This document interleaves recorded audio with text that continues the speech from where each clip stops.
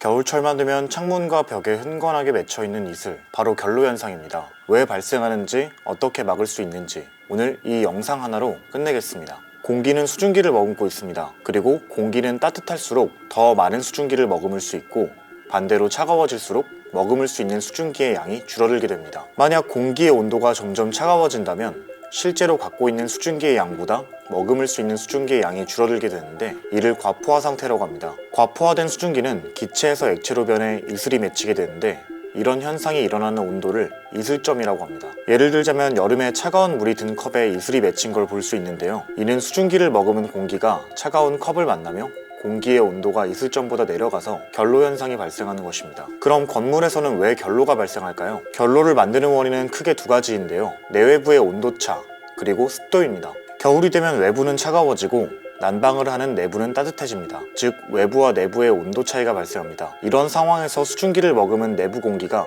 창문, 외기에 접한 벽과 만나면 공기의 온도가 이슬점 아래로 내려가며 결로가 생기게 되는 것입니다. 단열이 잘 되는 건물이라면 괜찮겠지만, 아파트처럼 내단열을 하는 경우에는 모서리 부분, 외벽의 T존 등에서 외부의 온도를 많이 빼앗기기 때문에 벽의 표면 온도가 낮을 수밖에 없습니다. 또한 창문에 발생하는 결로는 쉽게 닦아낼 수 있지만, 벽이나 벽 내부에 발생하는 결로는 닦아내기 어려워 계속 방치하게 되면 벽지 등이 오염되고 곰팡이가 발생하면서 호흡기 건강에도 안 좋은 영향을 미치게 됩니다. 여름에도 장마철이 되면 겨울과 반대로 내부는 건조하고 시원하지만 외부에는 따뜻한 공기가 수증기를 잔뜩 머금고 있기 때문에 장판 및 지하실 등에 결로가 생깁니다. 이런 여름철 결로는 건축 하자에 의한 것은 아니며, 결로가 심하다면 환기를 시키거나 잠시 보일러를 가동해서 습기를 날려주면 좋습니다. 미관뿐만 아니라 건강까지 위협하는 결로, 어떻게 해결할 수 있을까요? 안타깝게도 이미 결로가 발생하는 건물에서는 단열 공사를 다시 하는 것 외에는 결로를 100% 막을 수 있는 방법은 없습니다. 다만 이런 결로 문제를 완화할 수 있는 방법을 알려드리겠습니다.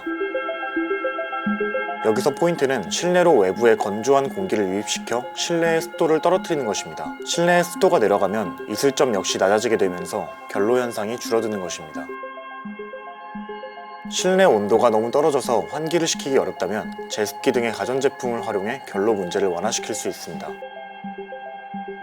이외에도 늘 습도를 체크하는 습관을 들여 환기, 제습기 사용 등의 조치를 통해 50% 내외의 실내 습도를 유지하는 것이 좋습니다. 그렇다면 건축을 할 때 결로가 없는 건물을 짓기 위해서는 어떻게 해야 할까요? 단열 시공을 꼼꼼하게 해야 합니다. 결로는 외기와 접하는 부분의 표면 온도가 낮기 때문에 발생하므로 천장, 바닥과 벽이 만나는 부분, 벽과 벽이 만나는 부분 등 모서리의 단열재를 꼼꼼히 시공해야 합니다. 창문을 열어서 하는 직접적인 환기는 결로 문제를 완화시킬 수 있으나 내부 온도를 낮춰서 춥게 만들기 때문에 반쪽짜리 해결법에 불과합니다. 그렇지만 열회수 환기 장치를 사용하면 내외부 공기를 순환시키면서 동시에 내부 온도를 유지할 수 있기 때문에 결로 예방을 위한 좋은 방법입니다. 또한 붙박이장은 유리에서 설치하는 것이 좋습니다. 외기와 맞닿은 외벽에 붙박이장을 설치하게 되면 공기순환이 잘 되지 않아 결로가 생길 가능성이 높습니다. 붙박이장 등을 설치할 때는 비교적 결로로부터 안전한 내벽에 설치하는 것이 좋습니다. 지피지기면 백전백승이라는 말이 있듯이 결로의 원인을 제대로 파악하고 건축에 임하시면 잘 예방할 수 있을 것입니다. 그러면 다음에는 또 다른 건축 이야기로 돌아오겠습니다. 건축 플래너 올라였습니다.